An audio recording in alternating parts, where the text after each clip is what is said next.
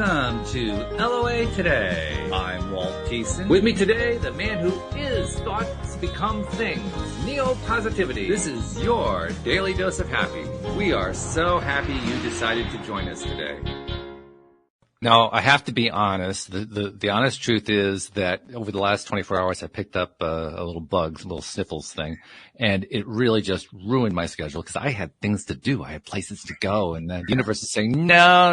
You're going to sit back. You're going to relax. You're going to de-stress. I said, oh, you've been paying attention, have you? Okay, yeah. So good thing Neil's joining me today. He's going to actually do most of the interviewing of our guest, who is Allie Cass.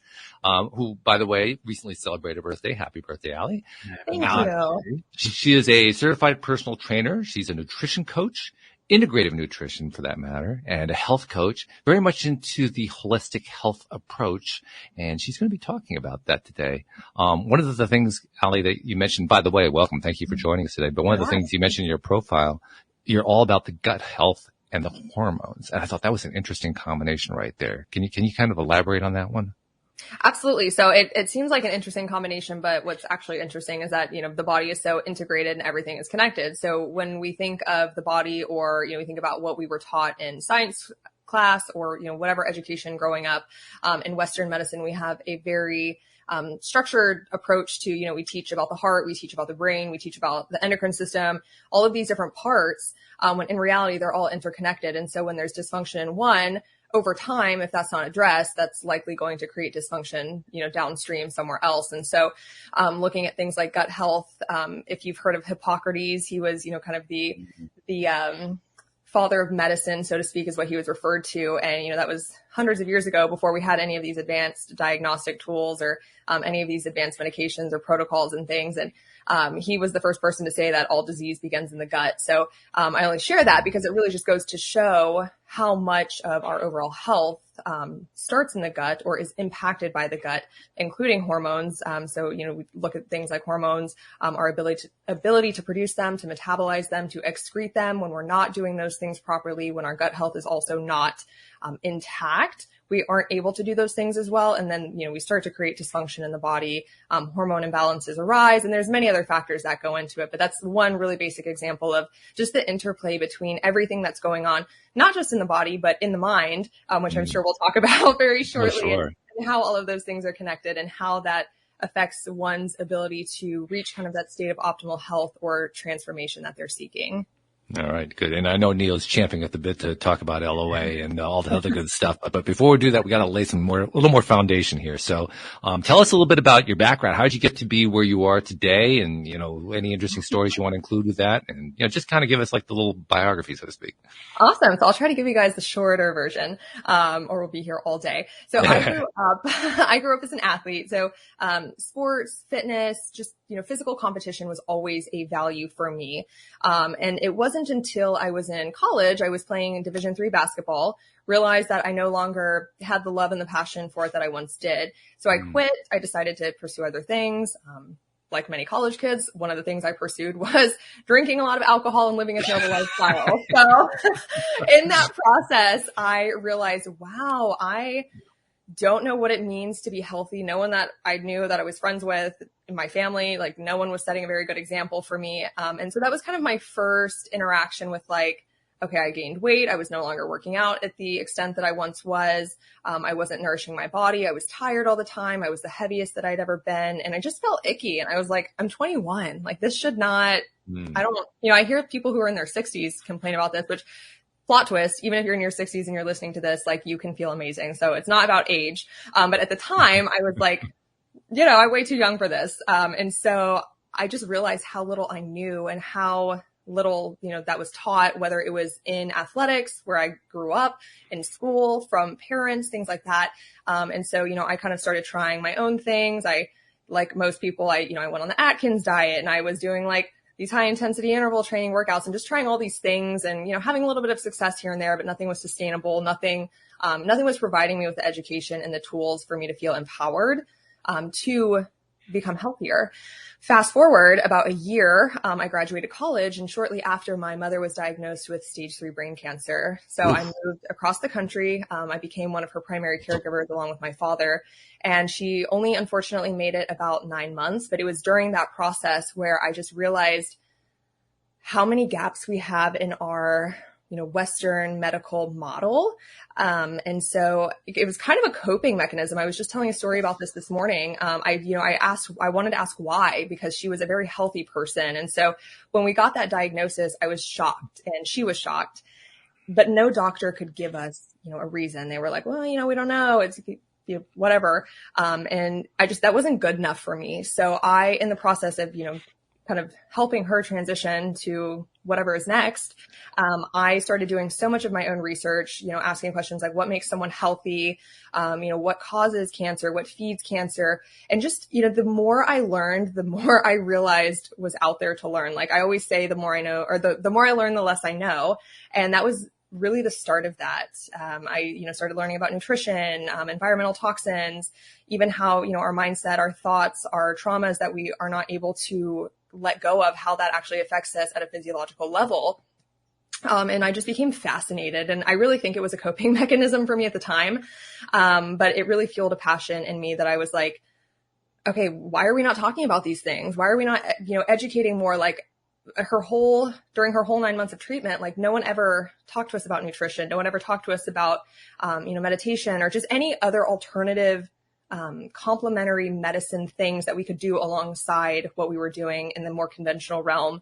And I was just really mad about it, to be completely honest. And so I was like, okay, I should try to use this anger productively. And it really just fueled my passion for health, wellness, and looking at things in a more holistic light.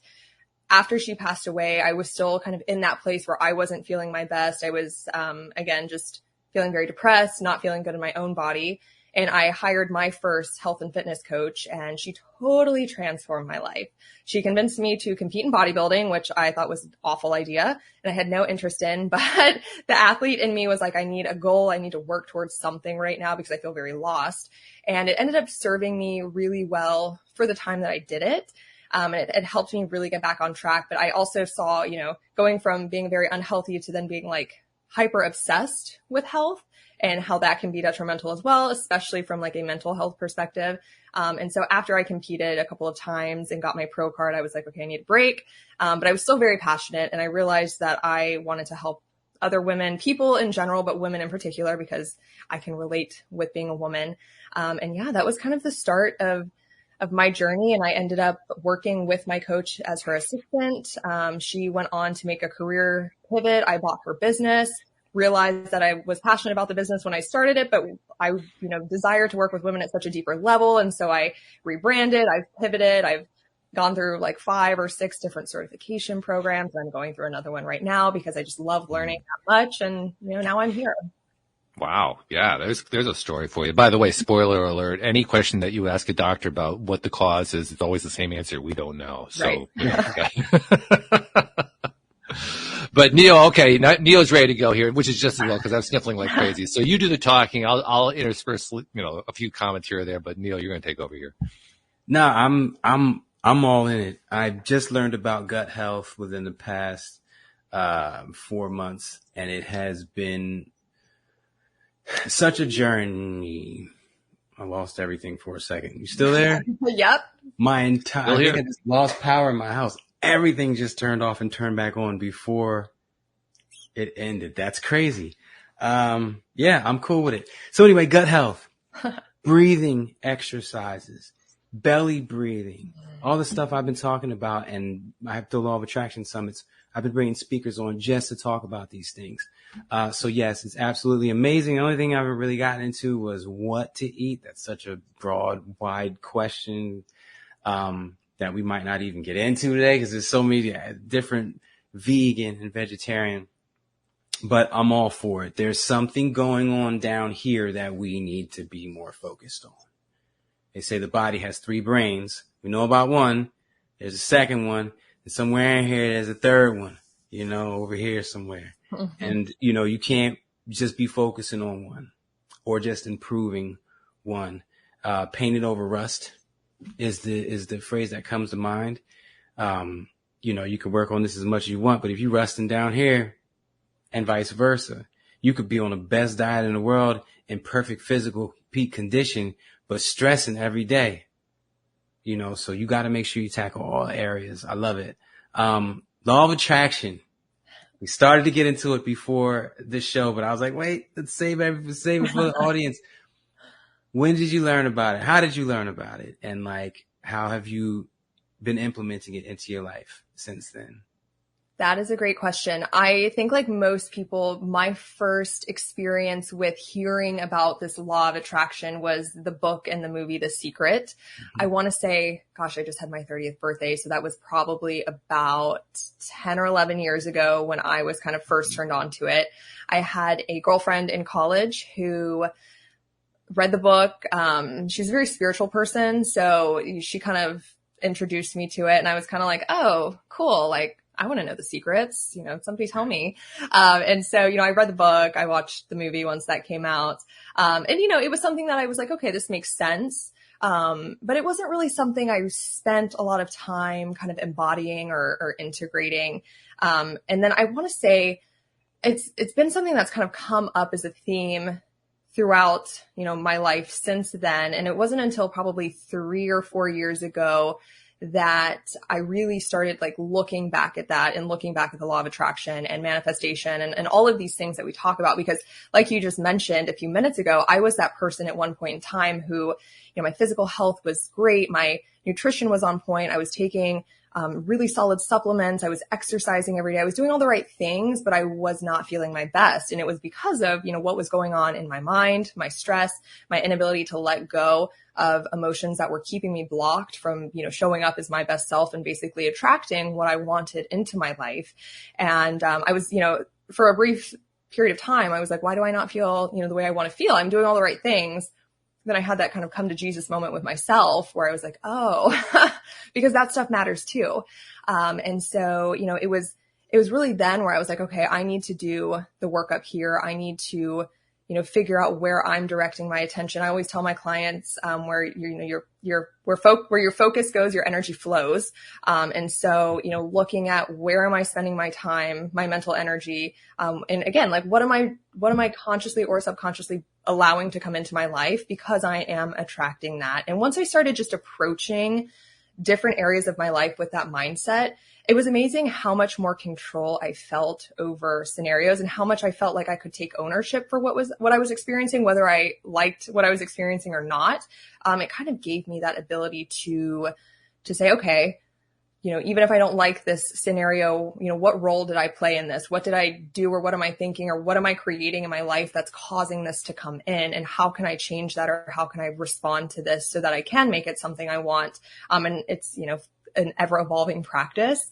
But yeah, it's been, and I think one of the most basic examples where I really started to see this is when you wake up one morning and, you burn your hand while you're making coffee, or you bump your toe, or you do something that just kind of makes you mad, and it just really starts your day off on the wrong foot. And then all of a sudden your day just snowballs with these little things of now I got cut off and I'm late, and and I just really started to recognize wow, when one little thing happens to me and I don't consciously choose to redirect where I'm allowing my thoughts to go after that, I am causing this snowball. I am asking for this to come in with the energy that I'm putting out. And so I was like, okay, I think there is something to this. And so, yeah, that's kind of been my experience. And obviously I've tried to harness that in my life and in my business and in my health, especially, which, I think we can get into at some point. Real quick, how could people, do you have a website or? Yes. My website is www.alliecasthealth.com. C-A-S-T? C-A-S-S. Health. Yes. Okay, all right. I'm going to put it on here just so people can see it.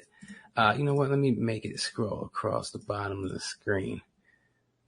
There we go. You know what? Something you said that really resonated with me, and you didn't say it like this, but I say it's owning your shit. For something bad to happen every day, something bad happens to everybody. And there are two ways to handle it.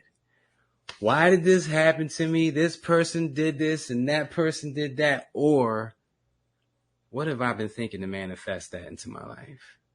And that is the definition of owning your shit, where your headspace has been. And there's so many people that come to me and they're like, I didn't manifest that car accident, or I didn't manifest my grandma dying. And it's like, you might not have been thinking about the car accident, but you were thinking about some kind of drama, some kind of pain, some kind of feelings. And the universe gave you a similar feeling. And we all know that at some point, everybody got to go. So when you do think about your grandma in the back of your mind, you do know that day, is. And so owning your shit is such a critical part in the law of attraction, because once you start blaming other people, you manifest situations that make you want to blame other people again. Mm-hmm. Sucky situations. So I love that so much. Do you have any type of morning rituals? I know people that are usually into fitness have routines that they do every morning, and like me, and I'm strict with them. Every morning there's a couple things, both physical and mental, that I do. Do you have anything that you do as far as, law of attraction, meditation, anything like that? So I do. My schedule recently has changed, and as such, my morning ritual has kind of evolved over the last couple of months. But first and foremost, I wake up. My alarm, like the text that, you can set like a little message. It's actually an affirmation, which talks about like, I bring in like badass women into my life and into my business. And so it's just a reminder for me as soon as I open, or, I look at my phone in the morning, like, oh yeah, like I do that. And so, just first and foremost, like those little things for me personally, kind of just plugging little things like that in here and there to my day, is super beneficial for me. I try to meditate every morning. I will say it's not something that I'm as consistent as I would like to be. So I oftentimes am meditating later in the day. What everybody says about meditation. I know. But recently I have, yes, I have been making getting up about 30 minutes earlier than I otherwise would a priority. I have my quiet time. I actually have a book right now that I'm reading about Ayurveda, which is just another, alternative, very old school of thought with health. And I love the book, but I read it because I spend about 10 to 15 minutes reading it. And it really just puts me in my parasympathetic nervous state. Before I go see clients, before I go take care of whatever I need to take care of, I realized for myself, I was like, all right, I got to get up. I got to make my coffee. I got to do this. I got to get ready. I got to go. And then I'm on the go for a good majority of the day. And so for me, just to be able to take that like 15 minutes and just be still, sit with my coffee, read, reflect, just not get up and like sprint to all the things I have to do. And, whether that's through meditation, through reading a book, through simply just going outside and enjoying some morning sunlight, because that's great for your circadian rhythm.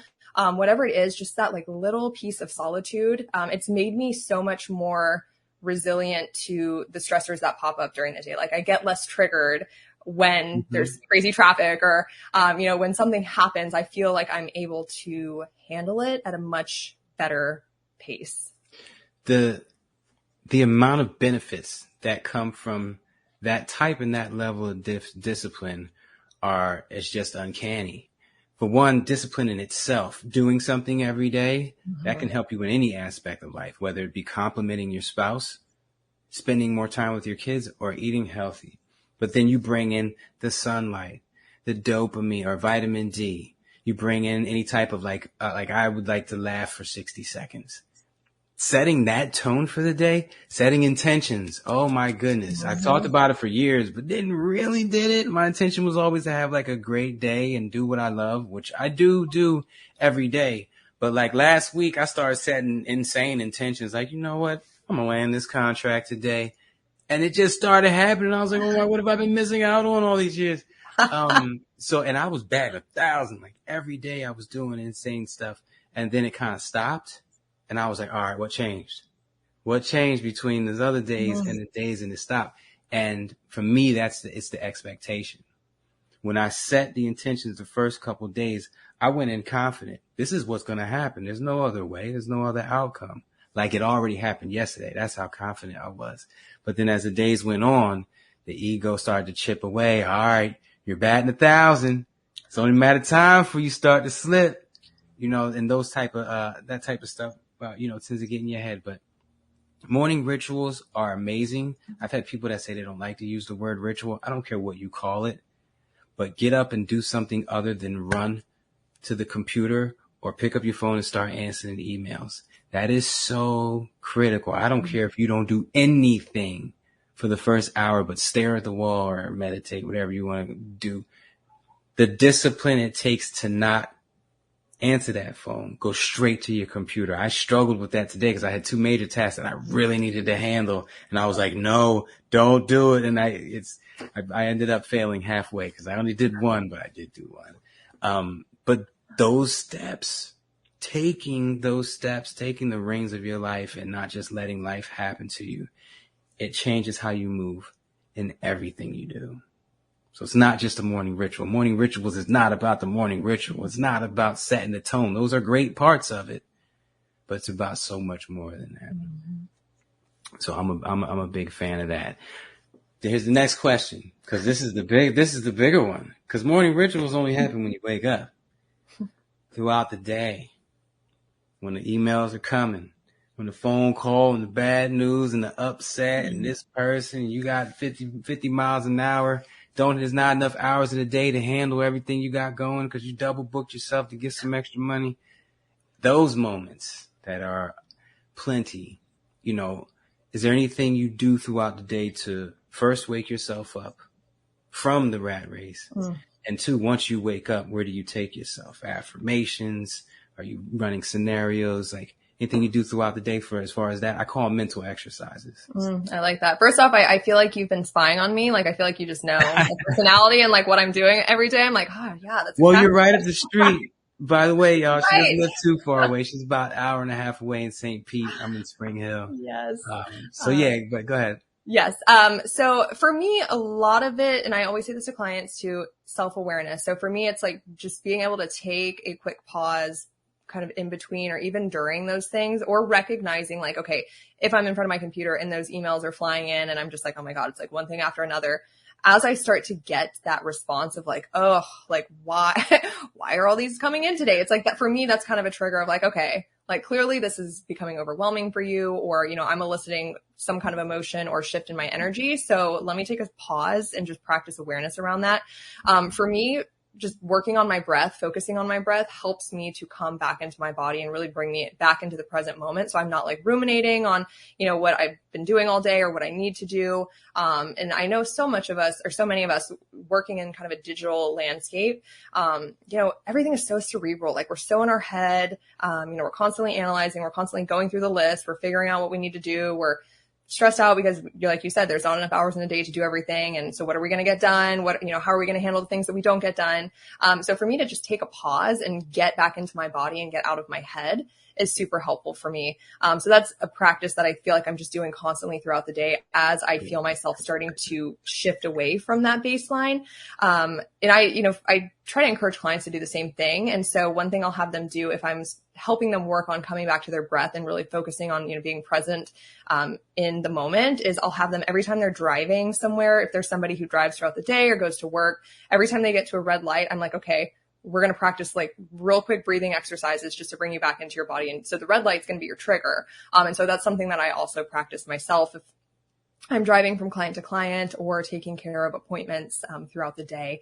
And then, just making yourself, like you said, discipline around taking a break to sit down and eat lunch, or taking a break to, spend 20 minutes meditating in the middle of your day or reading or whatever it is that's going to help get you out of that stressed out sympathetic nervous system state.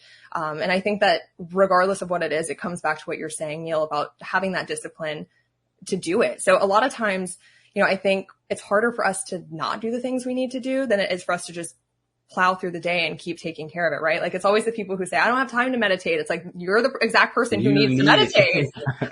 So, just working that discipline muscle and, whether that's setting an alarm on your phone, anything like that, I find super helpful. But for me, it's really just practicing bringing myself back to the present moment. Anytime I feel myself getting overwhelmed, anytime I feel myself,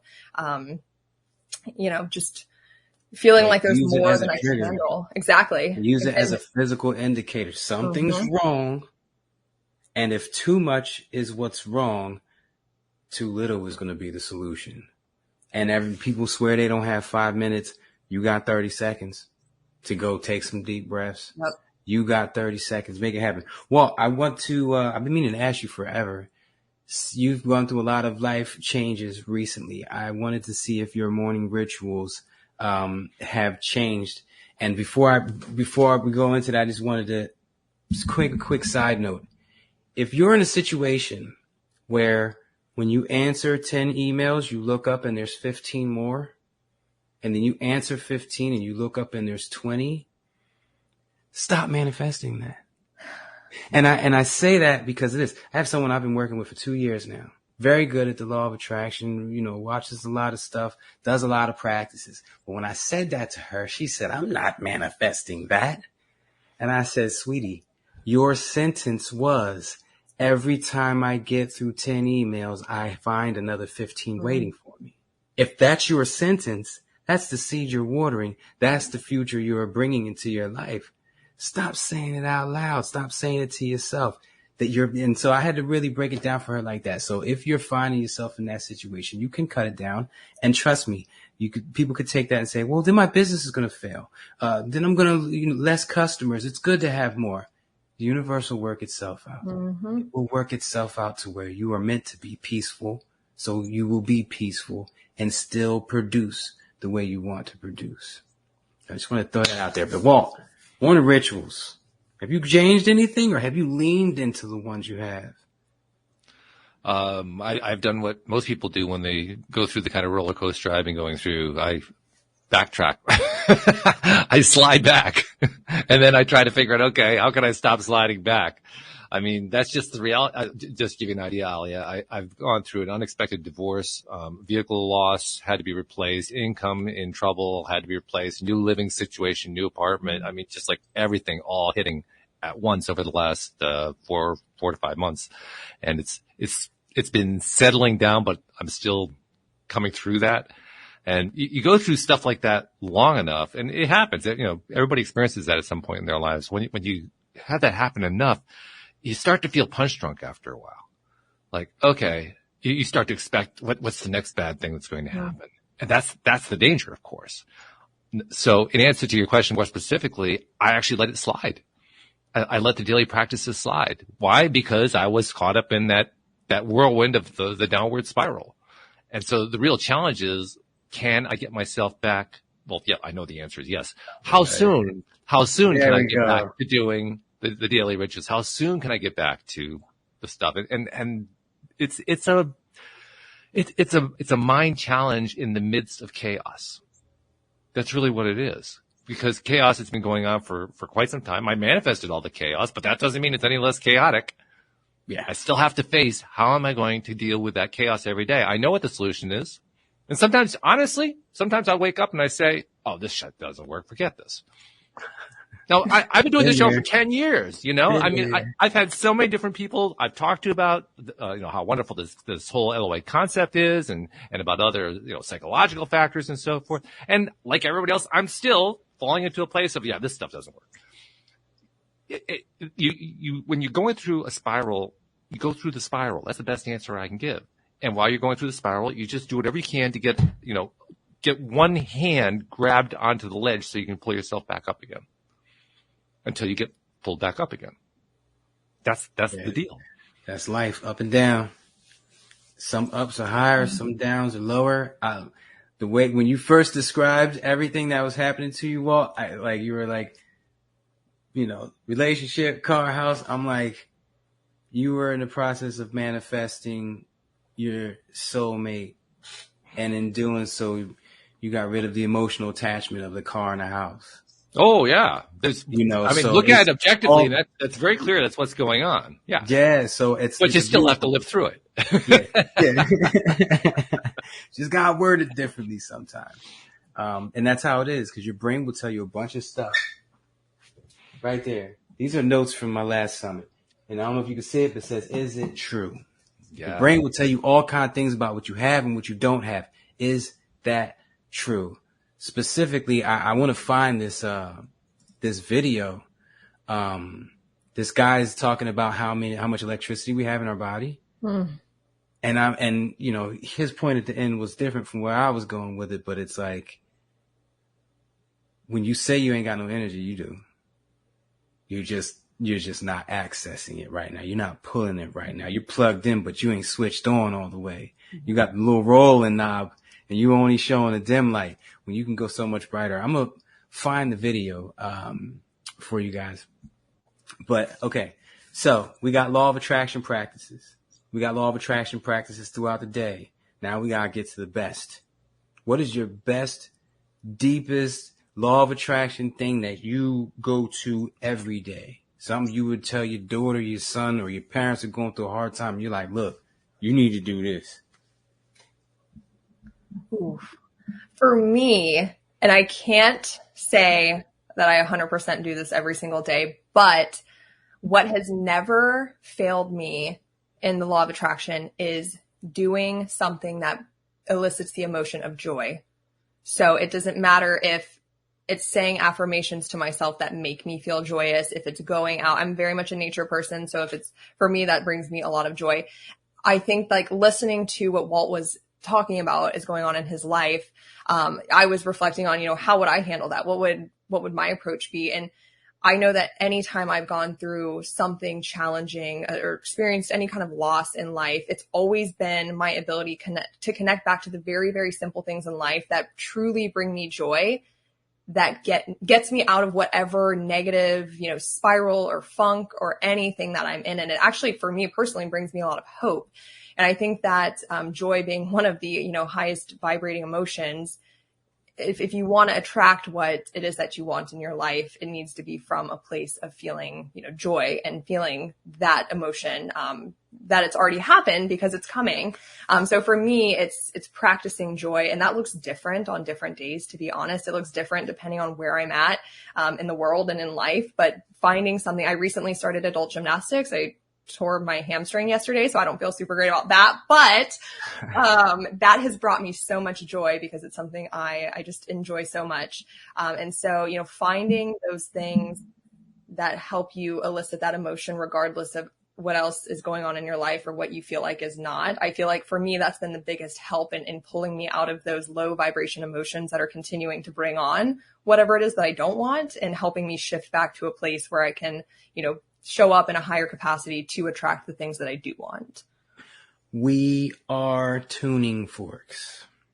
We're always vibrating at something, and any two things that vibrate at the same frequency will naturally pull towards each other. So when you're thinking about that stress, or when you're thinking about that happy, that situation is vibrating at your frequency, and you are now pulling towards each other.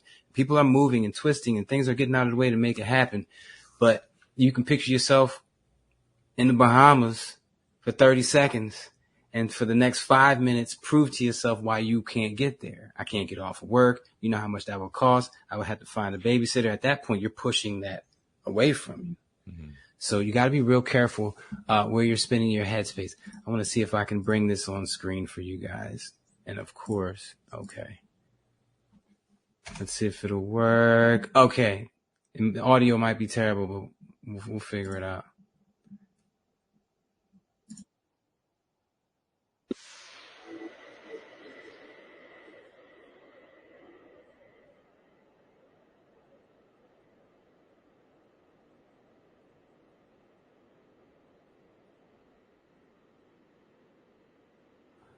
You got to remember, most of our people are listeners only. They can't see the video, so you got to explain what they're seeing here. Wait, they can't see the video? Well, most of our listeners are audio only. Oh, I'm sorry. I forgot about that. Yes. Yeah, it was just a video. You don't really have to see it. But you see what he said about how we have 0.7 millivolts of electricity in each cell, and 35 billion cells in our body. We're basically like a walking nuclear bomb. And that's just insane.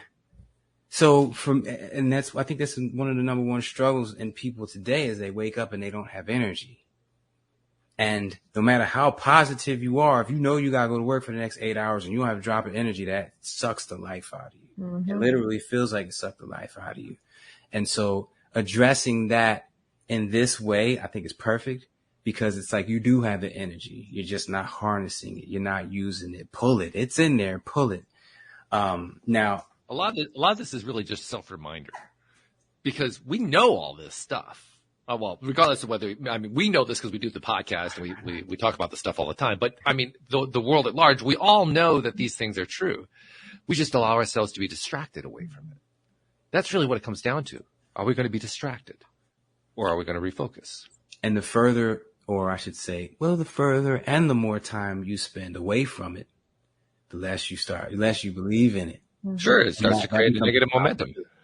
Yeah, that becomes a problem too, because then you start looking at, like you said, you start every now and then you look at the law of attraction, like, man, this is bullshit, man.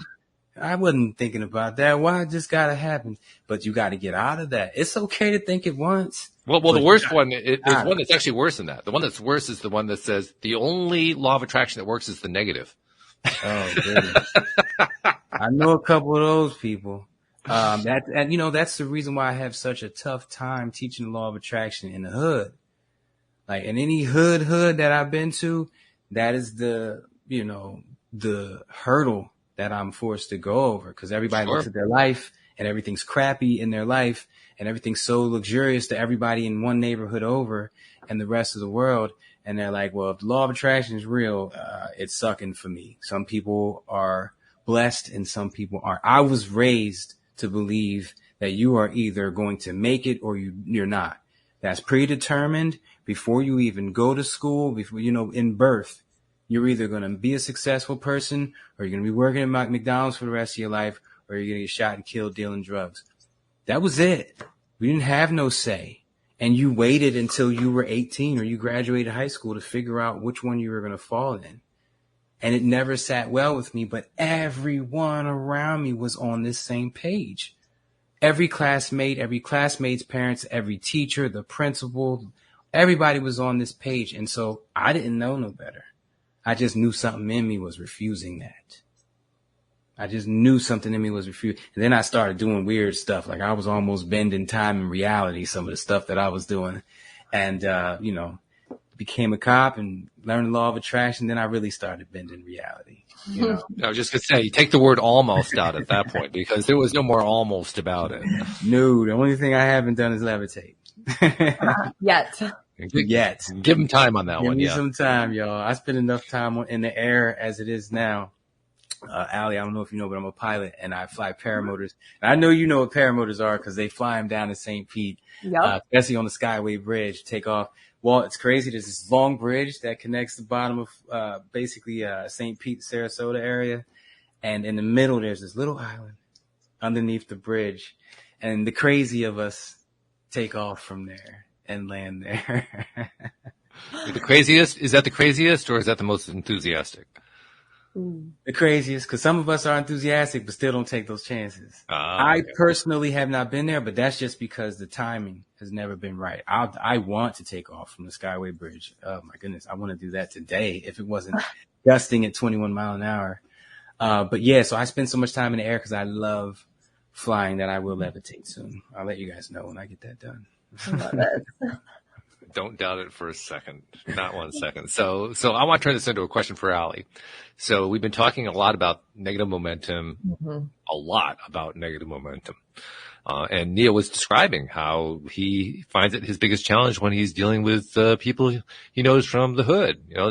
That's a big deal. I suspect you probably don't get too many like that in your practice, but if you're dealing with somebody who's experiencing and has experienced for most of their life that kind of belief system, what's your approach? How do you handle that? That's a tough one. It really is a tough one. And I actually have a couple clients that come to mind as you ask that, because, whether it's like they went through a traumatic event in their childhood or they were always told. And for me, working in health and fitness, and particularly with women, a lot of the stories that women have about themselves is that they have to look a certain way, or they're not good enough, or they're not worthy, or they've, been told all these things about what they can and can't do and be and look like. So it's helping them deconstruct all of those things. And then, add the layer of individuals who believe that, well, I've always been this way, or this is, my family, everybody in my family struggles with this, when we know now that epigenetics, or, how genes are expressed through things like lifestyle, nutrition, the choices that we make in our day-to-day lives, that has so much more of an impact versus what is actually, kind of programmed into our genetic code. And so helping clients with that, I mean, that is a struggle. Those are my hardest people. Because so much of the work is not what we should be eating, what exercises we should be doing, what supplements we should be taking. It's about letting go of those stories and those beliefs that are holding them back from showing up in the capacity that they need to do in order to execute on the things that are going to help them feel better. But just like Neil Shirt says, thoughts become things. Thoughts that we have manifest into physiological responses, and there is, biological changes that happen as a result of our thoughts. So not only do they become things in our external world, they become things in our internal world as well. And so, I'm fortunate that most of the women that I work with, they kind of trust me and they, I'm able to take them on that journey. But for a lot of people, like, to grasp that concept, they're like, no way, there's no way that what I think and what I feel on an emotional level is impacting, my health or whatever else I'm manifesting into my life. And so, it's different for different clients. I love that you were talking, Neil, about your woman who, her sentence about like, well, I answer 10 emails and I attract 15 more or get 15 more. Because for me, something that I do in the coaching relationship is I just pay attention to the words that my clients are using when they're talking about themselves and they're talking about their health, talking about their bodies, and just kind of tuning into that language helps me kind of know where they're at. And what is going on up here and in here, to manifest what's kind of currently going on. So a lot of times it's working on reframing those thoughts, choosing different language patterns. I have clients, I'll give them exercises to just kind of connect them back to their body. And I'm like, look, it's going to feel silly and it's going to feel stupid at first. And you're going to like think I'm crazy, but do it for a couple weeks. And I promise you, kind of like practicing this stuff, right? Like you think, oh, there's no way there's any validity to this. And then you start doing it. You're a little hesitant. You do it a little more. Okay, I'm still a little skeptical, but maybe there's something to this. And finally you kind of break through that plateau point and you're like, oh, okay. Maybe I was wrong. That plateau point, by the way, is so important because everyone has their own journey and we all get to the point in the beginning of our law of attraction journey where we're like, yo, I've been doing this for a week and nothing's changed. Even though you have slight changes, you're not appreciating them because we all let them go. But you get to that point and it's, do you push further? Do you continue with it or do you go back to your old ways because it's too much work to do these mental exercise and morning rituals? And that's the breaking point.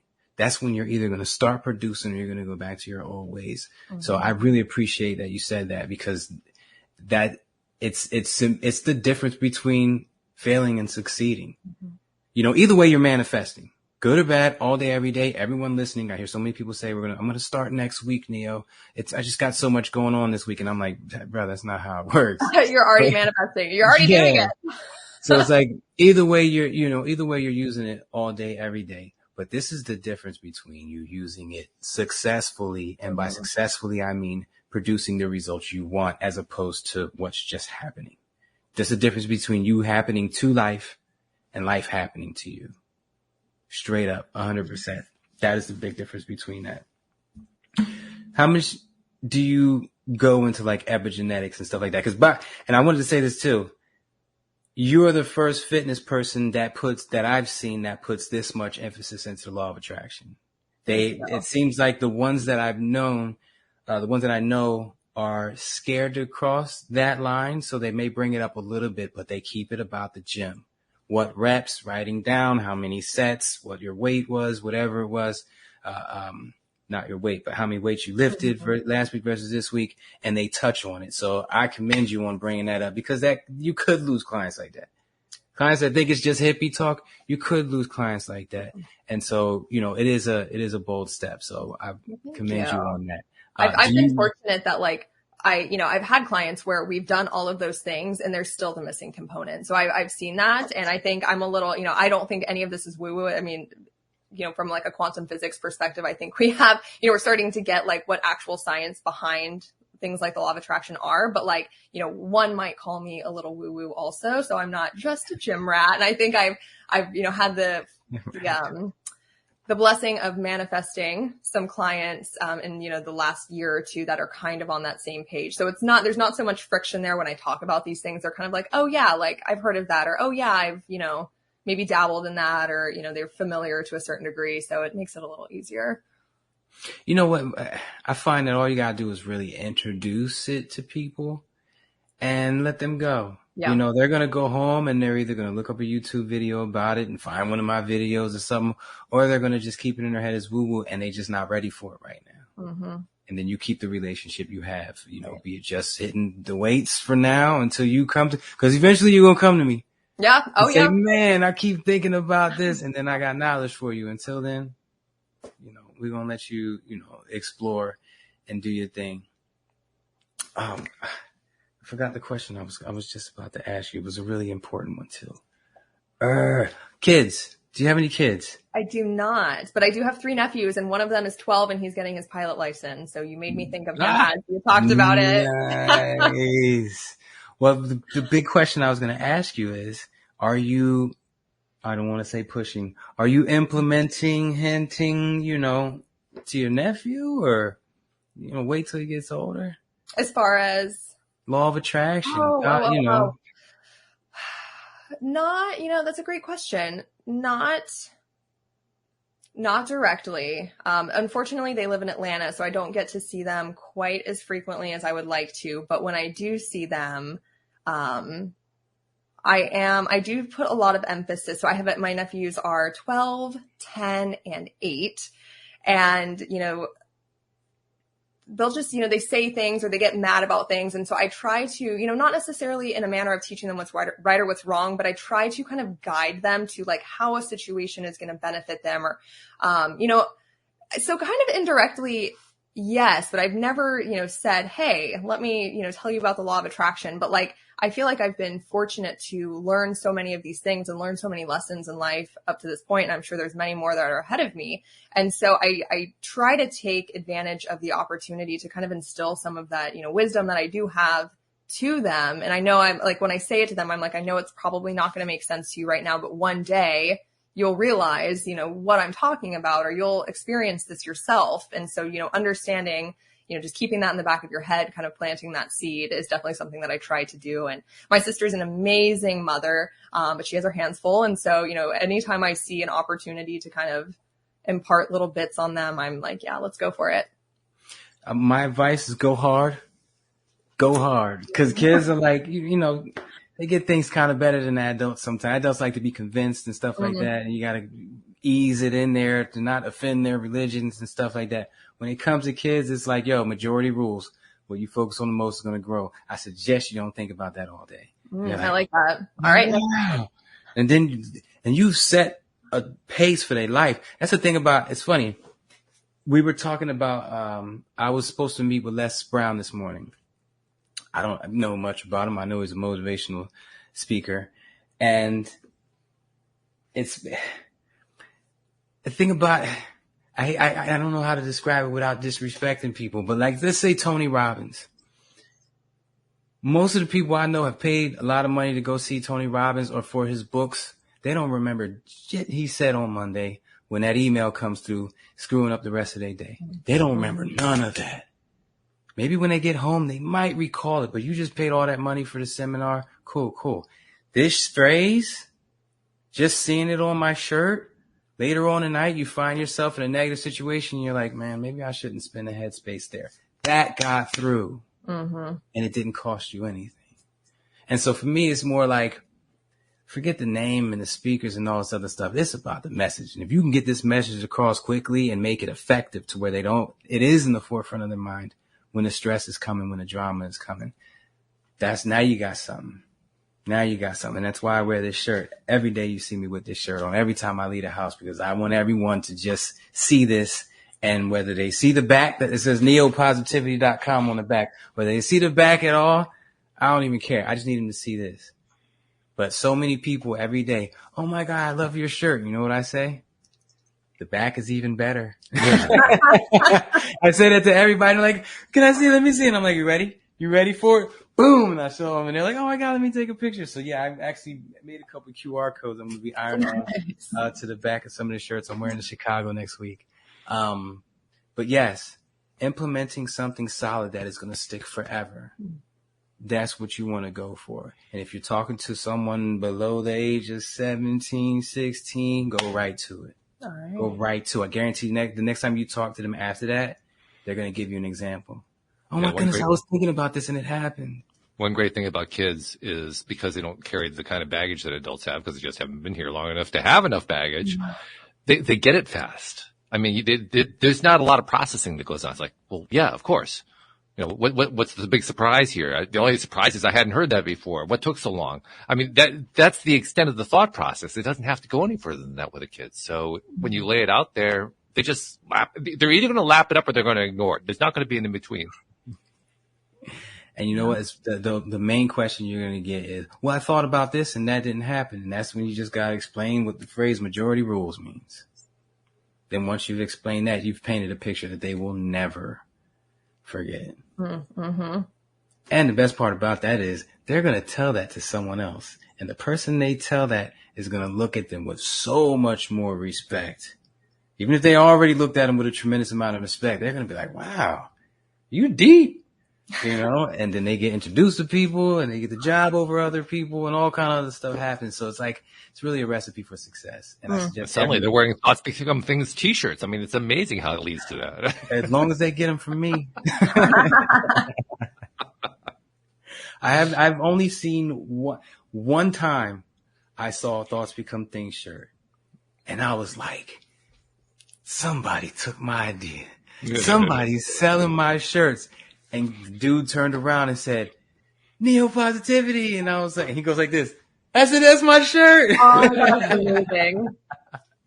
So yeah, I have not seen, officially have not seen anyone else with this written on their body anywhere. So holding on to it. I can't get the patent. 3 people have applied for the patent since the beginning of time. And all 3 of them are just left in limbo and pending. It just says pending. And then they're not going to give it to anybody. So. Which is a good thing. Until I strong arm them into giving it to me. You just have to manifest it. So. That's how I'm going to strong arm them, baby. I'm not going to actually bend the government's arm, you know. I'll do it mentally. So, Allie, I want to ask you a couple things here. Yes. Because we are starting to run out of time, and the hours do tend to fly by here. First things first. You're a coach. That's your main thing that you do. Yes. How do people find out about you? So you can either go to my website, social media. My Instagram is where I'm most active. My handle is @AllieCassHealth. And yeah, I'm fortunate to have a large referral network here locally in St. Pete and through other clients. But yeah, if you are listening to this and you've not heard of me, have never chatted with me and want to connect, I'd love to connect with you either via social or online. And how does that work? I mean, let's say they do go to AllieCassHealth.com. They see what you got there, or what happens next? Yeah, absolutely. You can read about me, read about my story. If you want any more, I pretty much gave you the long and dirty on the show today. You can read about my program. You can schedule a free health audit. It's basically a session where we just sit down over Zoom and we just chat, we connect. I very much value the human to human connection. So we talk about you, your goals, where you're at now, where you want to be, and what's kind of keeping you stuck where you're at, and how we can help you kind of get over some of those hurdles to get to where you want to be. And interesting, you're describing that as a health audit. Yes. So really what I mean by that is, obviously most people come to me with some sort of health or some sort of fitness goal. And so we sit down, we talk about, okay, what is this goal? Where are you at now? What are you experiencing? Either it's health challenges, or, maybe you're doing all these things that you think are right, and you're still not reaching your goal. So we really audit your lifestyle. We kind of audit your nutrition, as much as we can on a 60-minute consultation call. We audit, again, your mindset. Where are you at? How are you showing up? What's affecting you? What are you not letting go of? I basically help guide people to see what those big rocks are. We all have things that we can work on, but what's going to get you the most amount of movement? I do think it was Tony Robbins that said this, so don't shoot the messenger, but I heard a phrase that was like, we tend to major in minor things. And I see this all the time with people in health. They're focusing on very small, like nuanced things when really there's bigger things that are going to get them more success at first. So I try to help people identify, where are we spending our time and energy, and what's serving us and what's not, and what do we need to shift focus to. And then, I just kind of let them run with that. If they choose to work with me at that point, awesome. If they feel that they can implement it and they want to run with it, awesome. My goal in those calls is really just to connect with people and kind of help break them out of, where they're feeling stuck. Yeah, that feeling stuck thing, that pretty much summarizes almost everything we talked about, that feeling stuck. It's one of the shortest phrases we have to describe it, but when you're feeling stuck, it's like the entire universe just kind of closes down into this one little negative rabbit hole. And all you can see is the rabbit hole. There's nothing else. You got to see it like a roller coaster ride. When you're waiting in line, like, man, it's going to be another 45 minutes before I get a chance to ride this ride. But you're continually moving forward. In life, you feel stuck. Your day feels like you just didn't even leave the house today. I ain't do nothing today. I didn't accomplish nothing today, even though you went through 30 emails and answered them all. You got to see it like that line. It's moving. I might not have got on a ride today, but it's moving. So keep that visual. Yeah, one of the best things that Neil talks about is when he talks about don't worry about what hasn't happened, give more attention to it did happen in your mind. He has a thing called the wall. His little exercise is called the wall. And it's a very simple little device, but it's a device that basically allows you to separate the results from the activity. Because that's where we get all tangled up. The results where's the results? The results aren't here yet. Well, then this stuff doesn't work. Yeah, that's why I tell clients to focus on the process. What do we need to do? Focus on the action, learn to fall in love with the process, and the result will come naturally. And you won't be so stressed out about it in the meantime. Boom. Definitely it. Right there. Boy, that just summarized it beautifully. I love that. So, Neil, I haven't asked in a while, but I imagine it's coming. Do you have any summits coming up? No, the next summit is going to be July. July. Oh my God. This is a guy, Allie, this is a guy who does like a summit a month practically. Oh. July. That's like the desert. I mean, is it July in Florida? Is it yeah, it's a virtual. Okay. But I was doing summits every month and it just I had an 8-man crew too, and it was just got to be too much. And so I try to do it every 3 months, but then I kind of went on a mini tour.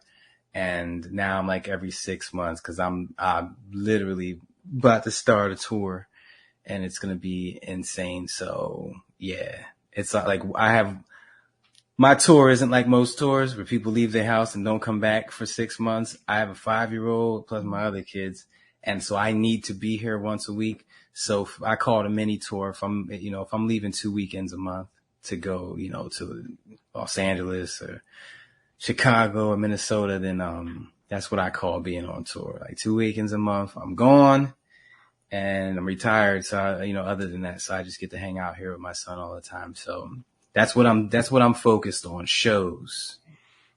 Neo has redefined the word retired. I mean, he uses the word retired and there's nothing retired about him. Everyone keeps saying that. I am a retired police officer and this is true. Avid speaker. Yeah. That's a good description. I like that. But another good description is that AllieCast Health is all about the holistic health. And yes. I really do.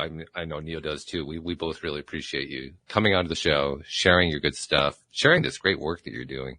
Like so many people who come onto the show, you're a giver and givers need to be recognized. There are many people you'll never meet, you'll ever see who have absorbed your content. They saw you on a podcast, they heard you on a podcast. They read a blog post. They just consumed your content in some way. Maybe they even got onto a call with you. But you never find out what they did. You never find out how they were able to apply it in their lives. And I think it's important to recognize that. So on behalf of those people you'll never meet and you'll never see, thank you for what you've been doing and what you continue to do. Absolutely. Thank you guys so much for having me today. It was a treat. Really is a treat. Yep. Shout out to all my first responders and military. Absolutely. Yep. Neil always focuses me. We got to remember that every time. So thank you for doing that, Neil. And thank you for the service you've given as well. I second that. Thank you to our podcast listeners everywhere. Thank you, Walt. And thank you, Walt, from all the people that you'll never know about. I've been doing this 5 days a week for 10 years, brother. 5 days dedication, man. And I've tried to do that and have not succeeded because my attention span. So thank you for the dedication and having me on your show, brother. Thank you. Wow. I appreciate that. I totally received that and very much appreciate it. I can tell you what the secret is. Be curious, not judgmental. That's the whole thing. More curious you are, there is no lack of questions to ask when you're curious. And it's funny, they tell us curiosity killed the cat, but it's when you think you know it all that you stop learning and cut yourself off from growth. Period. By the way, a little side story: the origin of that phrase "curiosity killed the cat," it actually comes from a newspaper article that appeared in the mid 1910 to 1920 range about a cat that got trapped in a fireplace and died. Now, did they know that the cat got up there because of curiosity? No, they inferred it. So they inferred an activity and turned it into a cliche that isn't actually true. And we're still saying it 100 years later. Yeah, right. Go figure. That sounds like a formula that has been used several times in our culture. Yes. So you've got to be careful about your cliches, but what we don't have to be careful about is how wonderful it's been to have Allie on the show. Thank you again for being here. Thank you to our podcast listeners everywhere. We'll see you all next time here on LOA Today. Goodbye, everybody.